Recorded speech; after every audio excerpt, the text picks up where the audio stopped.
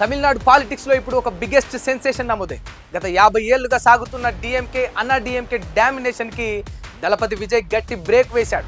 234 సీట్లు ఉన్న అసెంబ్లీలో ప్రభుత్వం రావాలంటే 118 కావాలి. కానీ కొత్తగా విజయ్ స్థాపించిన తమిళగ వెట్రి కజగం టీవీకే ఇప్పుడు సెంచరీ మార్క్ ని టచ్ చేస్తూ దూసుకుపోతుంది. ఇది జస్ట్ ఎలక్షన్ రిజల్ట్ మాత్రమే కాదు, ద్రవిడ కోటలను బద్దలు కొట్టిన ఒక పొలిటికల్ సునామీ.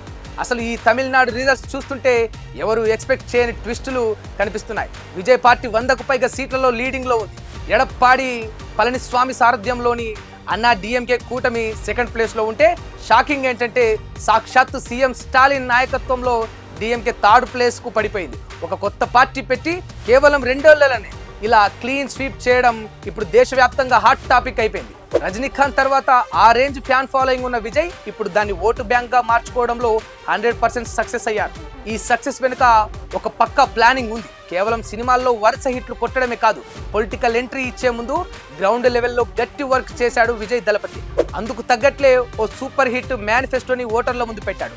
మెయిన్ గా మత్స్యకారుల కోసం డీజిల్ పై సబ్సిడీ, ఇన్సూరెన్స్ రిలీఫ్ ఫండ్ వంటి హామీలు వారిని విజయ్ వైపు తిప్పుకున్నాయి. ఇక యూత్ కోసం 25 లక్షల వరకు స్టడీ లోన్స్, మహిళలకు నెలకు 2,500 రూపాయల ఆర్థిక సాయం, ఏడాదికి 6 ఫ్రీ సిలిండర్లు, ఆడబిడ్డల పెళ్లి కానుగ్గా 8 గ్రాముల గోల్డ్ వంటి స్కీమ్స్ ఓటర్లపై గట్టి ఇంపాక్ట్ చూపించాయి. వీటికి తోడు తన తొలి మహాసభలోనే కులగణనపై స్పష్టమైన హామీ ఇవ్వడం, డిఎంకే సర్కారులోని అవినీతిని ఎండగట్టడం వంటి అంశాలు విజయ్ని ఒక పవర్ఫుల్ ఆల్టర్నేటివ్ లీడర్గా నిలబెట్టాయి.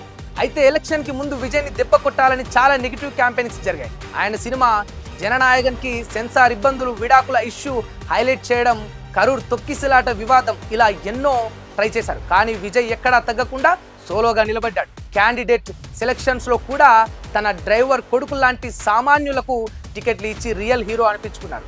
డిఎంకేకి సపోర్టుగా ఉండే క్రిస్టియన్ ఓట్లను కూడా విజయ్ తన వైపు తిప్పుకోవడం ఒక బిగ్గెస్ట్ టర్నింగ్ పాయింట్. ఈ రిజల్ట్స్ ఇప్పుడు ఏపీ పాలిటిక్స్లో ఒక సెన్సేషనల్ డిబేట్ని స్టార్ట్ చేశాయి. సోషల్ మీడియాలో విజయ్ వర్సెస్ పవన్ కళ్యాణ్ వార్ నడుస్తుంది.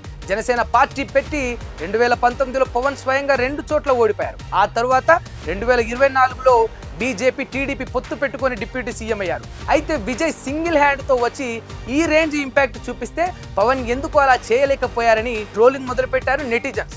ఏదేమైనా యాక్సిస్ మై ఇండియా సర్వే అంచనాలను నిజం చేస్తూ విజయ్ ఇప్పుడు తమిళనాడు సీఎం కుర్చీ ఎక్కబోతున్నాడు. దశాబ్దాల రాజకీయాలను మార్చి విజయ్ ఒక కొత్త ఎరాని స్టార్ట్ చేయబోతున్నాడు. మరి విజయ్ పాలన ఎలా ఉండబోతోంది? పవన్ వర్సెస్ విజయ్ డిబేట్ పై మీ ఒపీనియన్స్ ఏంటి? కింద కామెంట్స్లో చెప్పండి. మరిన్ని ఇలాంటి పొలిటికల్ అప్డేట్స్ కోసం మన ఛానల్ని సబ్స్క్రైబ్ చేసుకోండి.